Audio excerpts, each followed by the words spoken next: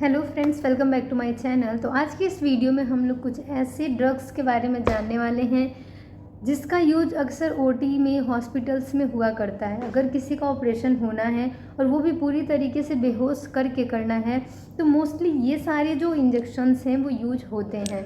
तो हम लोग जो है वो जानने वाले हैं मायो इंजेक्शन के बारे में। मायो आपने बहुत लोगों ने सुना होगा और बहुत लोगों के लिए ये नाम बहुत नया होगा।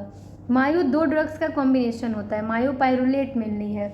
जब भी हम किसी को पूरी तरीके से बेहोश करते हैं, यानी जिए देते हैं, जनरल एनेस्थीसिया देते हैं, तो उसमें क्या होता है कि मरीज़ को बहुत सारी मेडिकेशन करी जाती हैं।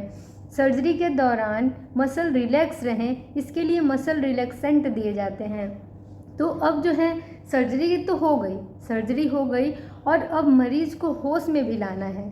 अब मरीज़ को होश में लाना है तो क्या करना होता है कि मरीज को एक ड्रग्स देना होता है, उसका नाम है मायोपायरोलेट, जो कि दिखने में कुछ इस तरीके का होगा। ये 5 ml का होता है और ये दो ड्रग्स का कॉम्बिनेशन है।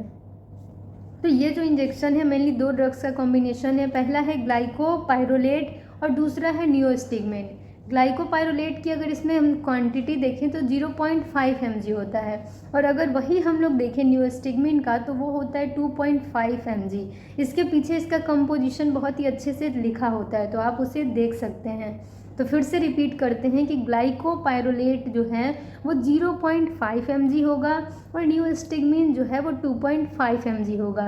ये एक तरह का रिवर्सल ड्रग है, यानी कि मरीज को होश में लाने के लिए, क्योंकि मरीज का जो मसल्स हैं वो रिलैक्स हुआ रहता है। मसल रिलैक्सेंट जिसमें वैक्यूरोनियम या फिर एस्कोलिन और भी बहुत सारे ड्रग्स यूज करे जाते हैं मसल को रिलैक्स करने के लिए। तो मेनली अगर वैक्यूरोनियम दिया गया है तो मरीज को मायोपायरोलेट देना होता है, ठीक है, ताकि वो उसके इफ़ेक्ट को रिवर्स कर दे, मरीज को होश में लाने में मदद करे, ठीक है। तो यहाँ पे जो हमारा मायोपायरोलेट था उसके कंपोजिशन को जान गए कि दो चीज़ों से मिलकर ये बना है। अब इसको देखें तो मेनली दो इसके एक्टिव इंग्रेडिएंट हैं, जिसमें ग्लाइकोपायरोलेट और है हमारा नियोस्टिगमेंट। अब है कि ये जो है हमारा वो एंटी कोलिनर्जिक ग्रुप से बिलोंग करता है। किससे? तो ग्लाइकोपायरोलेट जो है वो एंटी कोलिनर्जिक ग्रुप से बिलोंग करता है और जो है नियोस्टिगमीन वो हमारा कोलिनेस्टेरेज ग्रुप से बिलोंग करता है। तो ये सब मैंने यहाँ पे नोट करके रखा है आप ही लोग के लिए। तो मेनली जो है हमारा एंटी कोलिनर्जिक ग्रुप से बिलोंग करता है ग्लाइकोपायरोलेट और नियोस्टिगमीन जो है वो कोलिनेस्टेरेज इनहिबिटर ग्रुप से बिलोंग करता है। ये बस आपके नॉलेज के लिए है, इसे आप याद कर लीजिए। फिर है कि इसका यूज क्यों करते हैं, कब करते हैं? तो मेनली जो मसल रिलैक्सेंट है, मसल रिलैक्सेंट में कौन कौन से हैं? तो वैक्यूरोनियम बोल सकते हैं और जो है एस्कोलिन भी मसल को रिलैक्स करने के लिए दिया जाता है। तो मेनली वैक्यूरोनियम का मोस्टली यूज करते हैं, अट्राक्यूरियम, वैक्यूरोनियम। लेकिन वैक्यूरोनियम नाम आपको याद रखना है क्योंकि सबसे कॉमन मेडिसिन जो है यूज करी जाती है जीए में मसल को रिलैक्स करने के लिए वो है वैक्यूरोनियम। तो सर्जरी में मसल रिलैक्सेंट के बहुत सारे काम होते हैं कि मसल रिलैक्सेंट क्यों दिए जाते हैं, ताकि अच्छे से सर्जरी हो सके। अगर मरीज़ को इंट्यूबेट कर रहे हैं तो इंट्यूबेशन अच्छे से हो सके। तो अब सब कुछ हो गया, सर्जरी हो गई, अब मरीज़ को होश में लाना है तो मसल रिलैक्सेंट के इफ़ेक्ट को अब रिवर्स करना है, तो उसके लिए हम लोग मसल रिलैक्सेंट देते हैं, रिवर्सल ड्रग देते हैं और वो है हमारा मायोपायरोलेट।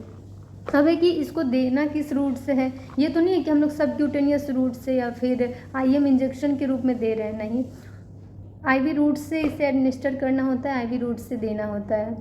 फिर हमारा नेक्स्ट है कि इसका कंपोजिशन जान गए, यूज जान गए और इसका डोज देखें तो मेनली डोज जो होता है वो 1 ml पर 10 kg। अगर किसी का वज़न 10 किलो है तो उसे 1 ml देना है, अगर किसी का वज़न 20 किलो है तो 2 ml देना है और 50-60 किलो 70 किलो है तो उसे पूरा का पूरा 5 ml देना होता है। तो 1 ml पर 10 kg इसका जो डोज है, जो मेनली हम लोग यहाँ देते हैं पेशेंट्स को, वो इसके अकॉर्डिंग देते हैं, इस डोज के अनुसार। तो मेनली ये 5 ml का पूरा एम्पुल होता है और इस एम्पुल में 0.5 mg ग्लाइकोपायरोलेट होता है और 2.5 mg नियोस्टिगमेंट होता है। तो ये मेनली आप लोग के लिए बहुत ज़्यादा यूज़फुल वीडियो हुआ होगा। तो इस वीडियो को यहीं पे एंड करते हैं। 1 बाय 1 हम लोग सारे मेडिकेशन, सारे ड्रग्स के बारे में जानेंगे और कुछ इंपॉर्टेंट क्वेश्चंस को जानेंगे जो कि कॉम्पिटिटिव एग्जाम्स में मोस्टली पूछे जाते हैं। तो thank you for watching my video. मिलते हैं नेक्स्ट वीडियो में नए नए टॉपिक के साथ, नए नए क्वेश्चंस के साथ। और कुछ भी डाउट हो, कुछ भी कन्फ्यूजन हो तो आप कमेंट सेक्शन में कमेंट कर सकते हैं। मिलते हैं नए वीडियो में। तो bye, take care, thank you for watching my video.